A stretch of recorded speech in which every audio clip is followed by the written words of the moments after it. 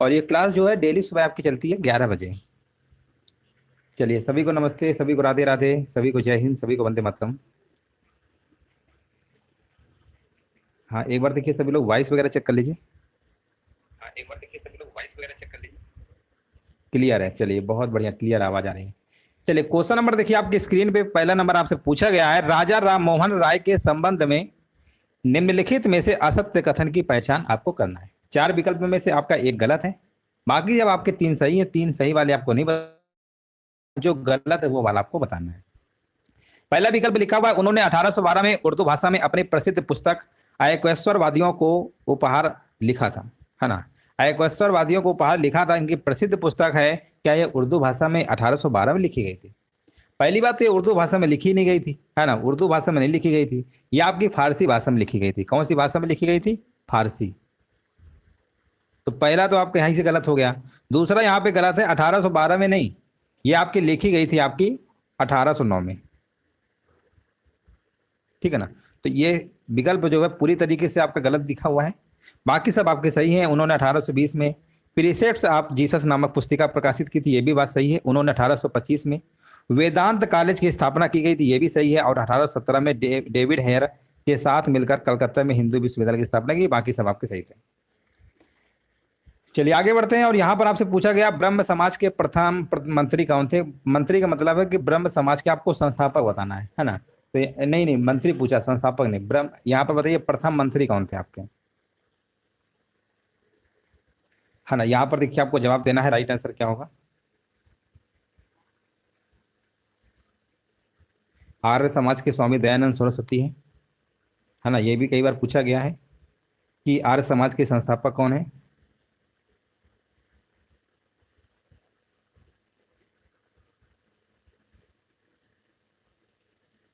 अच्छा, ये बताइए ब्रह्म समाज के संस्थापक कौन है ना। ब्रह्म समाज के संस्थापक कौन है? याद रखिएगा, राजा राम मोहन राय है। ठीक है ना। इसकी स्थापना आपकी 20 अगस्त 1828 को कलकत्ता में हुई थी। ये भी कई बार पूछा गया है कि ब्रह्म समाज के संस्थापक कौन थे। संस्थापक के हैं राजा राम मोहन राय, और इसकी स्थापना आपकी 1828 में हुई थी। कहाँ पे हुई थी? कलकत्ता में हुई थी। ये भी आपको याद रखना है। लेकिन यहाँ पर प्रथम मंत्री पूछा गया है, और मंत्री आपके थे, प्रथम मंत्री आपके थे ताराचंद्र चक्रवर्ती थे आपके, है ना। बिल्कुल सही है। देखिए, आर्य समाज के थे आपके स्वामी दयानंद सरस्वती, ब्रह्म समाज के आपके राजा राम मोहन राय हैं, है ना। दोनों चीजों को अच्छे से याद रखिएगा। चलिए आगे बढ़ते हैं। दर्पण नामक साप्ताहिक पत्र के प्रकाशक कौन थे? अब देखिए क्वेश्चन नंबर जो 3 नंबर आपका लिखा है ना, देखिए ईश्वर चंद्र विद्यासागर का आपने बहुत अच्छे से नाम सुना होगा। इन्होंने विधवा पुनर्विवाह के बारे में इन्होंने मतलब मुद्दा उठाया था, और इनसे संबंधित है। कई बार पूछा भी जाता है कि विधवा पुनर्विवाह से कौन संबंधित है, तो आपके ईश्वर चंद्र विद्यासागर है ना। इनका काफी इंपॉर्टेंट रोल था आपका 1856 में। तो यहाँ पर आपसे पूछा गया है, दर्पण नामक साप्ताहिक पत्र के संपादक कौन थे? तो ये आपके बाल शास्त्री जाम्बेकर हैं।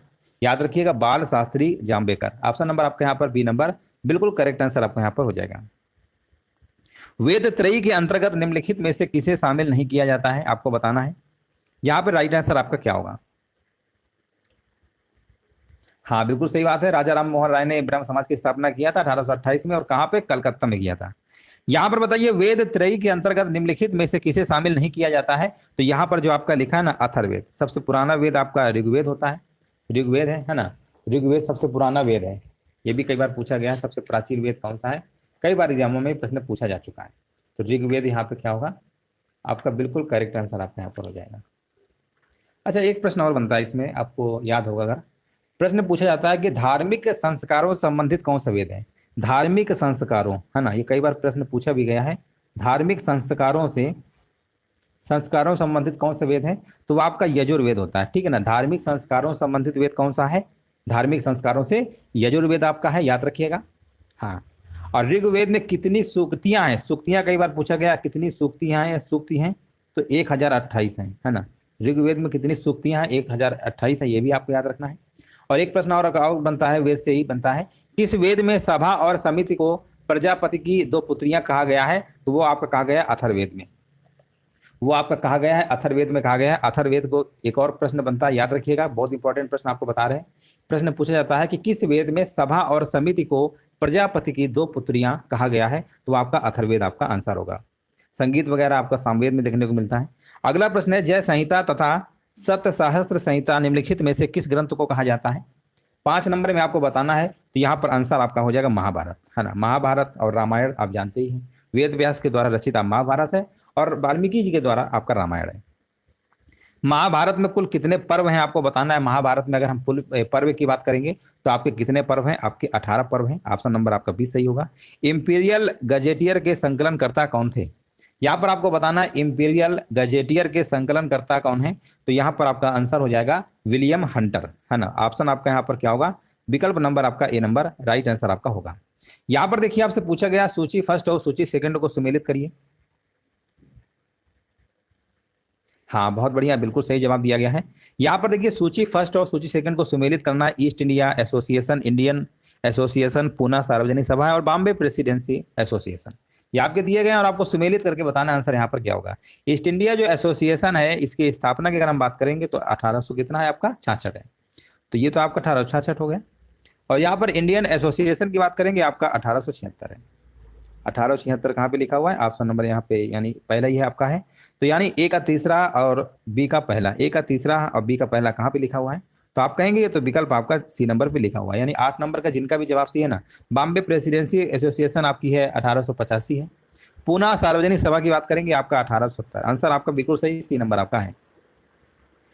यहाँ पर आपको बताना है इनमें से अलीगढ़ आंदोलन से कौन संबंध थे। यहाँ ये भी प्रश्न कई बार पूछा गया है, अलीगढ़ आंदोलन से पूछा गया है और आपको बताना है राइट आंसर यहाँ पर क्या होगा।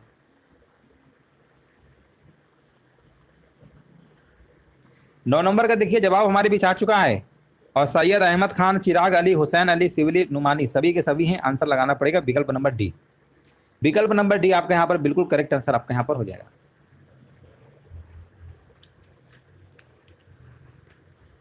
चलो आगे बढ़ते हैं।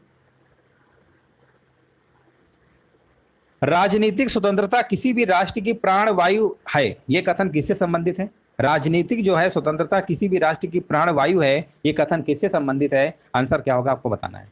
ये आंसर आपका होगा अरविंद घोष, ऑप्शन नंबर आपका डी होगा। अरविंद घोष जी ने कहा था ये। कांग्रेस खिलाफत स्वराज पार्टी से निम्नलिखित में से कौन संबंधित नहीं था? हाँ यहाँ पर आपको जवाब देना है डॉक्टर अंसारी, डॉक्टर राजेंद्र प्रसाद, मोतीलाल नेहरू और वल्लभ भाई पटेल। यहाँ पर बोला गया कौन संबंधित नहीं थे, ना तो आपके डॉक्टर अंसारी संबंधित थे, ना ही आपके राजेंद्र प्रसाद थे, ना तो वल्लभ भाई पटेल थे, केवल आपके मोतीलाल नेहरू थे। तो बोला गया कौन संबंधित नहीं थे, तो आंसर जाएगा 1, 2, 4 के साथ। विकल्प नंबर यहाँ पे सी नंबर बिल्कुल करेक्ट आंसर आपका यहाँ पर हो जाएगा। देखिए यहाँ पर मार्च 1923 में CR दास और मोतीलाल नेहरू जी के द्वारा कांग्रेस खिलाफत स्वराज पार्टी की स्थापना की गई थी, ये आपके नहीं थे। आंसर जाएगा विकल्प नंबर सी के साथ। अगला प्रश्न है, वर्ष 1928 में पहले अखिल बंगाल छात्र सम्मेलन की जो अध्यक्षता है किसके द्वारा की गई थी? 1928 में पहले अखिल बंगाल छात्र सम्मेलन की अध्यक्षता किसके द्वारा की गई थी? तो ये किया गया था आपका भारत के पहले प्रधानमंत्री आपके थे ये पंडित जवाहरलाल नेहरू, इन्हीं के द्वारा आपका किया गया था। हिंदुस्तान प्रजातंत्र संघ की स्थापना कब हुई थी? है ना, हिंदुस्तान प्रजातंत्र की स्थापना कब हुई थी, यहाँ पर आपको बताना है। राइट आंसर आपका यहाँ पर क्या होगा? अच्छा ये बताइए महावीर स्वामी का जन्म आपका वैशाली में हुआ था, है ना, वैशाली में हुआ था, पावापुरी में उनकी मृत्यु हुई थी। तो आपको ये बताना है कमेंट में कि महावीर स्वामी का जो जन्म है ये किस राज्य में हुआ था। ये जो आपका पावापुरी में मृत्यु होती है, वैशाली में इनका जन्म होता है, तो वैशाली कौन से राज्य में पड़ता है ना। चलिए यहाँ पर बताइए हिंदुस्तान प्रजातंत्र संघ की स्थापना कब हुई थी? क्वेश्चन नंबर 13 नंबर जवाब देना है। तो इसकी स्थापना आपकी 1924 में हुई थी। ऑप्शन नंबर आपका ए नंबर बिल्कुल करेक्ट आंसर आपका होगा। इसके बाद 1928 में इस संगठन का नाम बदलकर हिंदुस्तान समाजवादी प्रजातंत्र कर दिया गया था। अगला प्रश्न बताइए, मगध बिहार, है ना, बिल्कुल सही है बिहार। चलो आगे बढ़ते हैं। यहाँ पर बताइए निम्नलिखित कथनों पर आपको विचार करना है ना। यहाँ पर बताइए वारेन हेस्टिंग से माल गुजारी की वसूली का अधिकार ज्यादा बोली लगाने वाली को आवंटित करने की व्यवस्था स्थापित की थी। अच्छा एक प्रश्न इसमें चलो हम आप अभी कहीं एग्जाम में पूछा भी गया था, तो उसके बारे में भी थोड़ा चर्चा कर दे रहे हैं। देखो इसमें एक प्रश्न आपका बहुत पूछा जाता है, एग्जामों में भी आता है, कई बार प्रश्न पूछा जाता है कि बंगाल का पहला गवर्नर कौन था। बंगाल का पहला गवर्नर कौन था? तो रॉबर्ट क्लाइव थे। इसके बाद बंगाल का पहला गवर्नर जनरल, पहले गवर्नर रहते थे कि गवर्नर जनरल शब्द जोड़ दिया जाता है। जब हम कहेंगे कि बंगाल के पहले गवर्नर जनरल कौन थे, तो वारेन हेस्टिंग थे आपके। अब भारत के पहले गवर्नर जनरल कौन थे? विलियम बेंटिंक थे। भारत के पहले वायसराय कौन थे? लॉर्ड कैनिंग थे। ये चारों याद रखिएगा। बंगाल का पहला गवर्नर रॉबर्ट क्लाइव, बंगाल का पहला गवर्नर जनरल वारेन हेस्टिंग्स है, भारत का पहला गवर्नर जनरल विलियम बेंटिंक और भारत का पहला वायसराय लॉर्ड कैनिंग। चलिए यहाँ पर हमें बताना है क्वेश्चन नंबर 14 का आंसर यहाँ पर क्या होगा। और 14 नंबर के यहाँ पर बताया जा रहा है वारेन हेस्टिंग्स जो है मालगुजारी की वसूली का अधिकार ज्यादा, ये सही है आपका। और ये भी सही है 1793 में। कार्नवालिस ने स्थायी बंदोबस्त की प्रथा बिहार तथा बंगाल में आरंभ किया, ये सही है। आंसर आपका पहला और दूसरा होगा। और जो तीसरा विकल्प है वो आपका गलत दिया गया है। लिखा है स्थायी बंदोबस्त में जमीनों काश्तकार ही जमीनों के भूस्वामी मान लिए गए, नहीं ये गलत है आपका, है ना, ये आपका गलत है। देखिए स्थायी बंदोबस्त के तहत क्या था, काश्तकारों का दर्जा गिर गया, अब वे बटाईदार होकर रह गए थे, ठीक है ना, ये गलत है आपका, बाकी सब सही थे। आगे बढ़ते हैं। यहाँ पर आपको बताना है मालवन, कुंतासी, रोजदी तथा प्रभास पाटन आदि सैंधव स्थलों का संबंध निम्नलिखित में से किस राज्य से है ना, किस राज्य से आपको बताना है। यहाँ पे राइट आंसर क्या होगा। अच्छा बताइए सिंधु घाटी सभ्यता का सबसे बड़ा स्थल कौन सा था? लोथल था, कालीबंगा था या धौलावीरा था, है ना। मालवन, कुंतासी, रोजदी तथा प्रभास पाटन आदि सैंधव स्थलों का संबंध निम्नलिखित में किस राज्य से है? 15 नंबर का जवाब यहाँ पर आपका हो जाए गुजरात, है ना। लोथल कहाँ पे? गुजरात में ना, लोथल गुजरात में सबसे बड़ा होता है। सिंधु घाटी सभ्यता का सबसे बड़ा स्थल है सिंधु घाटी सभ्यता। देखो हड़प्पा सभ्यता को सिंधु घाटी सभ्यता कहते हैं, कंफ्यूज मत रहिएगा। सिंधु नदी किनारे से सिंधु घाटी सभ्यता बोलने लगे थे, तो एक ही है ये गुजरात, ठीक है ना। गुजरात में ही आपका लोथल पड़ता है जो कि सिंधु घाटी सभ्यता का सबसे बड़ा आपका स्थल माना जाता है। अगला प्रश्न बताइए निम्नलिखित में से असत्य सुमेलित विकल्प की देखिए पहचान करना है। और क्वेश्चन नंबर 16 नंबर का आपको जवाब देना है। देवपौड़ा अभिलेख, मंदसौर अभिलेख, नासिक अभिलेख और भितरी अभिलेख, ये आपके दिए गए हैं। आपको बताना है यहाँ पे राइट आंसर क्या होगा। असत्य सुमेलित है ना, असत्य कौन सा है? असत्य यहाँ पर आपका जो लिखा ना देवपाड़ा अभिलेख, ये आपका बंगाल के शासक विजय सेन संबंधित है, ये स्कंदगुप्त से नहीं है, ये विजय सेन है। बंगाल के शासक थे आपके विजय सेन, है ना, विजय सेन, यहाँ पर विजय सेन होना चाहिए था, थोड़ा चल नहीं रहा पेन सही से। ऑप्शन नंबर आपका ए नंबर यहाँ पे सही होगा। अगला प्रश्न बताइए पुनर्जन्म का सिद्धांत सर्वप्रथम कहाँ उल्लिखित है? पुनर्जन्म का सिद्धांत सर्वप्रथम कहाँ पर आपका ये उल्लिखित है? 17 नंबर की अगर हम बात करेंगे यहाँ पर आपका हो जाएगा शतपथ ब्राह्मण। अगला प्रश्न बताइए मिन हाजुद्दीन सिराज की तबकात और नासरी किस सुल्तान को समर्पित है? ये समर्पित है आपका नासिरुद्दीन महमूद। ऑप्शन नंबर आपका यहाँ पर राइट आंसर आपका हो जाएगा बी नंबर। यहाँ पर आपको बताना है इनमें से कौन सा विकल्प आपका गलत सुमेलित है। दीवाना वकूफ लिखा हुआ व्यय विभाग, दीवाना खैरात दान विभाग, दीवान अशरफ राजस्व विभाग और दीवाना रसालत विदेश विभाग। यहाँ पर आपको गलत कौन सा है? 19 नंबर में अगर हम बात करेंगे तो देखिए दीवाना अशरफ तथा दीवाना इंसा का संबंध जो है ये पत्राचार विभाग से था, है ना, पत्राचार विभाग से था। दीवाना अशरफ राजस्व विभाग से नहीं था, ये पत्राचार विभाग से था। आंसर आपका यहाँ पर क्या होगा? विकल्प नंबर आपका सी नंबर गलत था। यहाँ पर आपको बताना है इनमें से असत्य सुमेलित विकल्प का पहचान करना है। एक तरफ राज्य है, एक तरफ राजधानियां दी गई हैं और आपको सुमेलित करना है इसमें गलत कौन सा है। 20 नंबर का आपको जवाब देना है। देखिए गोलकुंडा की राजधानी आपकी गोलकुंडा ही थी, है ना, गोलकुंडा की राजधानी आपकी गोलकुंडा ही थी। बोला क्या गया इसमें आपसे, गलत कौन सा है?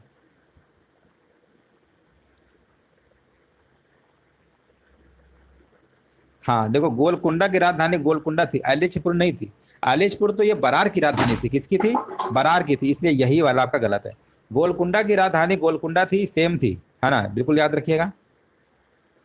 अगला प्रश्न बताइए निम्नलिखित को सुमेलित करिए। विपिन चंद्र पाल, अरविंद घोष और यहाँ पर ब्रह्म बांधव उपाध्याय और मोहम्मद अली, है ना। यहाँ पर आप आराम से बता सकते हैं 21 नंबर।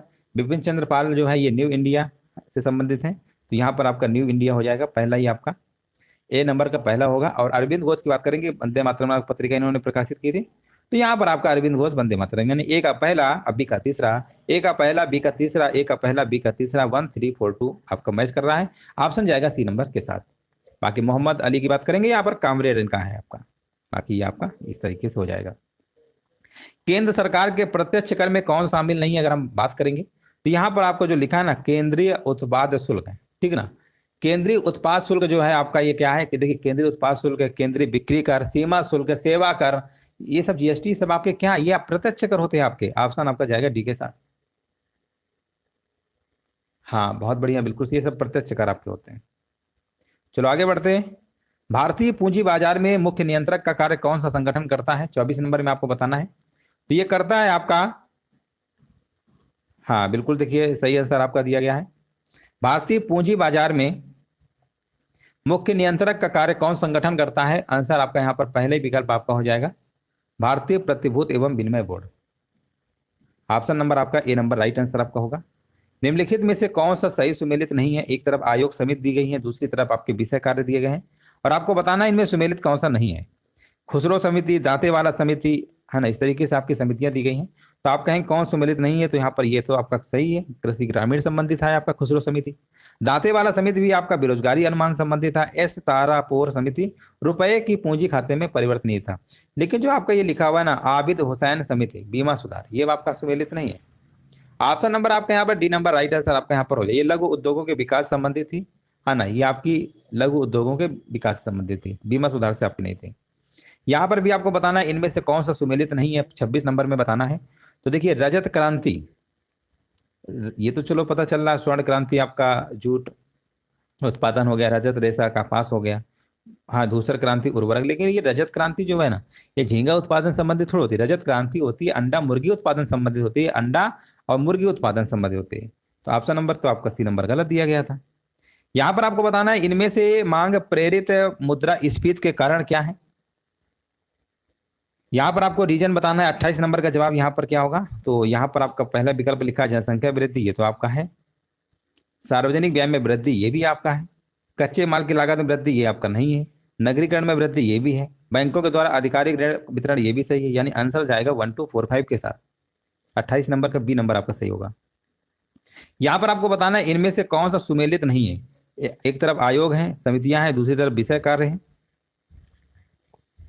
हाँ, पहला देखिए लिखा हुआ है गोस्वामी समिति, वित्तीय सुधार से संबंधित है क्या? देखिए वित्तीय सुधार के लिए तो आपकी नरसिंघन समिति थी, नरसिंघम समिति गठित की गई थी, गोस्वामी समिति थोड़ी की गई थी। तो पहले ही आपका क्या, यहीं पर आपका गलत हो गया। यहां पर आपको बताना है इनमें से कौन सा कथन आपका सही नहीं है। कौन सा कथन आपका सही नहीं है 30 नंबर में आपको बताना है। लिखा है भारत में कृषि जो है 1 अप्रैल से 30 मार्च तक माना जाता है। देखिए भारत में जो कृषि होता है ना, ये 1 जुलाई से 30 जून तक माना जाता है। याद रखिएगा 1 जुलाई से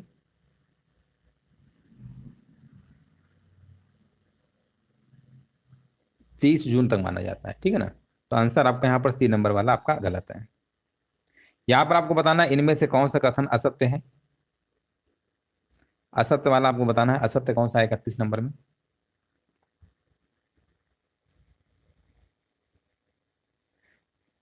देखो यहाँ पर आपका लिखा हुआ है योजना आयोग का जो गठन है फेरवानी समिति की अनुशंसा पर 1 अप्रैल 1949 को किया गया था। नहीं, 1950 को किया गया था। 15 मार्च 1950 को योजना आयोग का गठन किया गया था, ठीक है ना। 15 मार्च 1950 को किया गया था।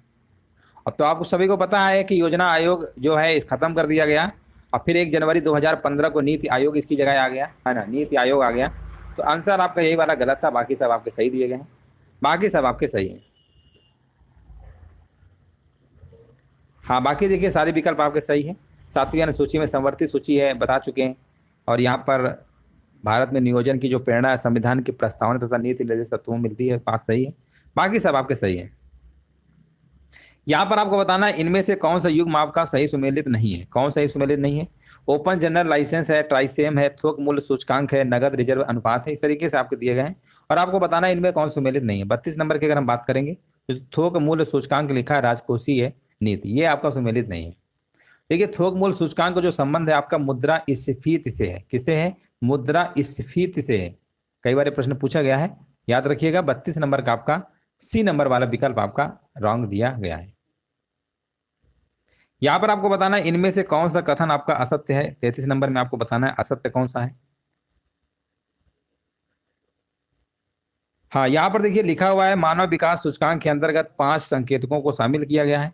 मानव विकास सूचकांक के अंतर्गत आपके 5 संकेतकों को नहीं, 4 संकेतकों को शामिल किया गया है। कितने? 4।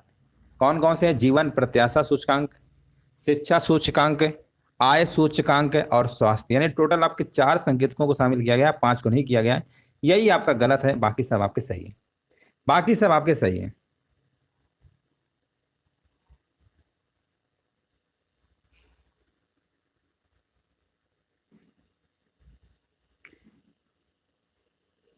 चलिए 34 नंबर देखिए आपको बताना है। तो वन स्थिति रिपोर्ट जो आपका है 2021 के संदर्भ में अगर बात करेंगे, है ना, ये तो 19 का प्रश्न पूछ लिया गया है। 34 नंबर में आपको जवाब देना है। 2019 की अगर अकॉर्डिंग बात करेंगे तो यहाँ पर सर्वाधिक वनावरण प्रतिशत वाला जो राज्य आपका है वो यहाँ पर मिजोरम बताया जा रहा है, सही है। और सर्वाधिक वन क्षेत्रफल वाला आपका मध्य प्रदेश है, ठीक है ना। तो ऑप्शन नंबर यहाँ पर पहला और दूसरा बिल्कुल करेक्ट आंसर आपका यहाँ पर हो जाएगा। चलिए आगे बढ़ते हैं। भारतीय कृषि नीति निर्यात नीति किस वर्ष जारी हुई थी? 35 नंबर में आपको बताना है। तो देखिए ये भी प्रश्न कई बार पूछा गया है। भारतीय कृषि निर्यात जो नीति है आपकी, ये अशोक दलवई समिति की सिफारिशों पर, ये समिति याद रखिएगा, अशोक दलवई समिति, अभी किसी एग्जाम में पूछा गया था। अशोक दलवई समिति की सिफारिशों पर 2018 में ये आपका लागू मतलब जारी किया गया था, है ना। अशोक दलवई समिति, ये समिति जरूर याद रखिएगा, पूछा गया है ये अभी एग्जाम में। गिनी गुणांक मापता है, क्या मापता है? 36 नंबर आपको बताना है। गिनी गुणांक जो होता है ना, ये क्या मापेगा?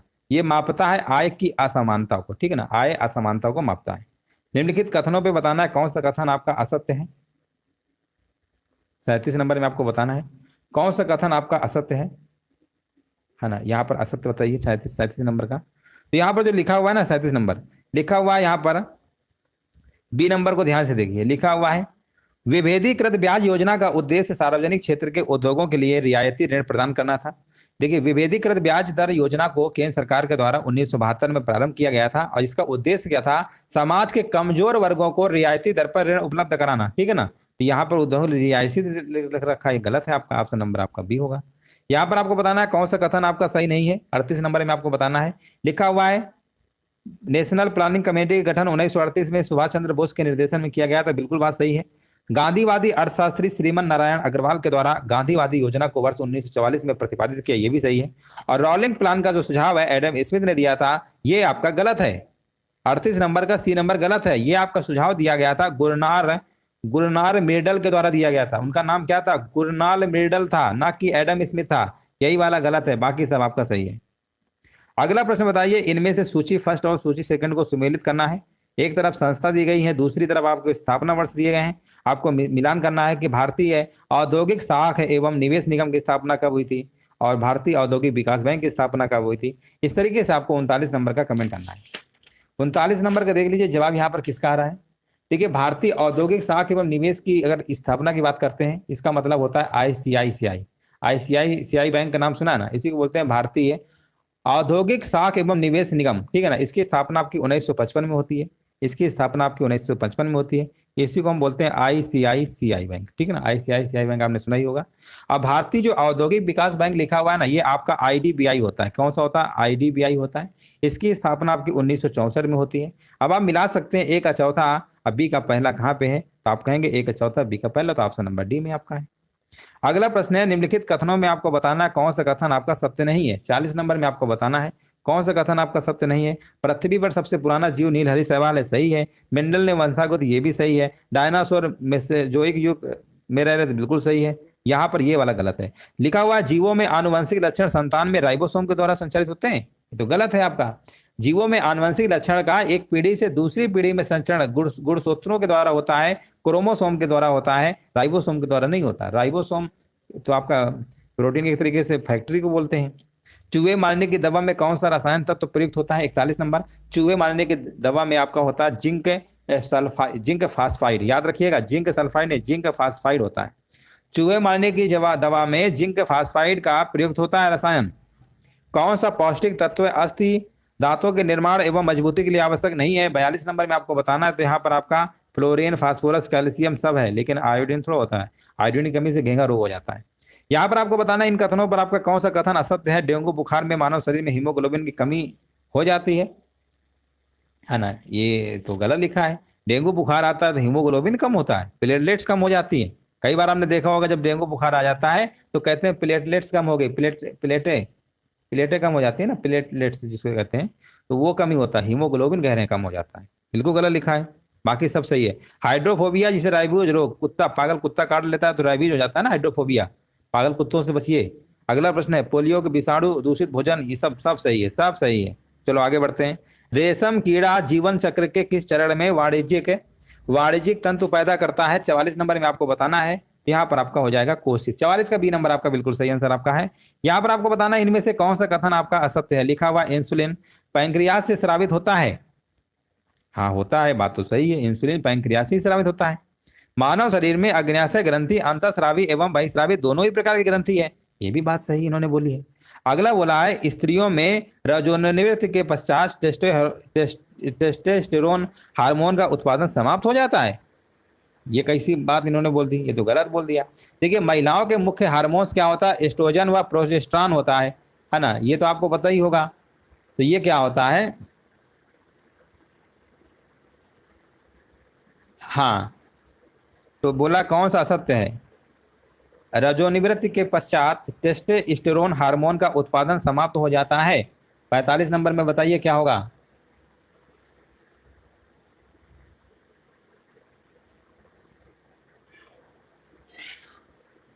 देखो स्त्रियों में क्या होता है ना, जो आपका कौन सा एस्ट्रोजन होता है ना, एस्ट्रोजन होता है वो हार्मोन्स आपका समाप्त हो जाता है, लेकिन आपका जो टेस्टोस्टेरोन हार्मोन्स लिखा है ना, ये आपका समाप्त नहीं होता है ना।